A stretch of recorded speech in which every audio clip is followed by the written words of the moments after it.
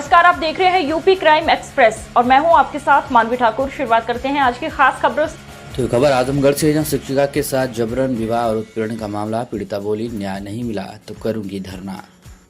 खबर आजमगढ़ से, जहां जिले के जहानागंज थाना क्षेत्र के रहने वाली शिक्षिका अपने साथ हुई मारपीट की घटना को लेकर न्याय की गुहार लगाई। पीड़िता ने पुलिस महानिरीक्षक को प्रार्थना पत्र सौंपते हुए आरोप लगाया है कि न केवल उसके साथ धोखाधड़ी और जबरन विवाह की कोशिश की गई, बल्कि जब उसने उसका विरोध किया तो उसे शारीरिक रूप से प्रताड़ित भी किया गया और बाद में उसके चरित्र पर कीचड़ उछाला गया। मीडिया से बातचीत में पीड़िता ने कहा कि 27 दिसंबर को मैं अपनी मौसी के घर गई थी। वहीं से राजन सिंह नाम के व्यक्ति ने मुझे बहला फुसलाकर बुढ़वा बाबा मंदिर ले जाकर जबरन शादी कराने की कोशिश की। मैंने विरोध किया तो उसने मेरे बैग से सारे प्रमाण पत्र, पैसे और दस्तावेज छीन लिए। मेरी नाक पर गंभीर चोट आई है। जब मैंने पुलिस से मदद मांगी तो उल्टे मुझे ही बदनाम करने की कोशिश की गई। वहीं पीड़िता का आरोप है कि जांच अधिकारी एसआई आदित्य कुमार सिंह ने मामले की निष्पक्ष जांच करने के बजाय आरोपियों के प्रभाव में आकर फर्जी बातें रिपोर्ट में जोड़ दी, जिसमें उससे एक विवाहित युवक से संबंध रखने की झूठी बात लिख दी गई। पीड़िता ने बताया कि जब वह मामले की सुनवाई के लिए एसपी कार्यालय पहुंची तो वहां पहले से आरोपी और उसकी मौसी मौजूद थे। पूछताछ के दौरान आरोपियों ने सारी बातों को झूठा बताया। पूछताछ के बाद जब वह बाहर निकली तो उसकी मौसी और आरोपी ने एसपी कार्यालय के बाहर उसके साथ मारपीट भी की। न्याय न मिलने पर धरना की चेतावनी देते हुए पीड़िता ने कहा कि अगर मुझे मेरी मार्कशीट वापस नहीं मिलती है और इस पूरे मामले की निष्पक्ष जाँच या न्याय नहीं होता है तो मुझे मजबूरी में धरना करना पड़ेगा। अब मैं चुप नहीं बैठूंगी। मैं चाहती हूँ कि मेरी बात सुनी जाए और दोषियों को सजा मिले।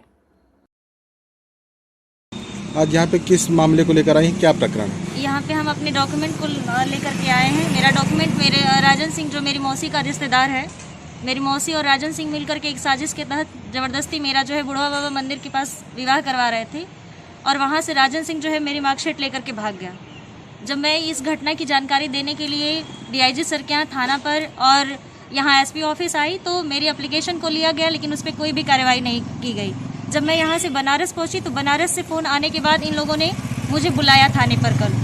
कल थाने पर बुलाने के बाद आज मुझे जो है एसपी ऑफिस बुलाया गया है चिराग जैन सर के पास। वहाँ मेरी मौसी, राजन सिंह और मेरी माँ तीनों लोग उपस्थित थे। वहाँ पे मेरे कहने पर सर ने कहा है कि जब ये लोग मना कर रहे हैं कि तो किस प्रकार से आपकी मार्कशीट दिलवाई जाए। आपकी मार्कशीट पुलिस नहीं दिलवा सकती है, इन लोगों के पास कुछ है ही नहीं।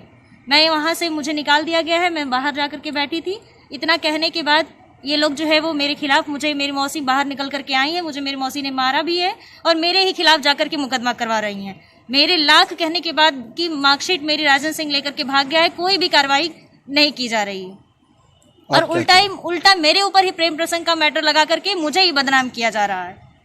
आप क्या चाह रहे हैं? मैं चाहती हूँ कि मेरा डॉक्यूमेंट मुझे वापस दे दिया जाए और राजन सिंह के खिलाफ और अनीता सिंह के खिलाफ कड़ी से कड़ी कार्रवाई की जाए, ताकि दोबारा वो किसी लड़की को बेचने का काम न कर पाए, किसी का जबरदस्ती रेप न कर पाए।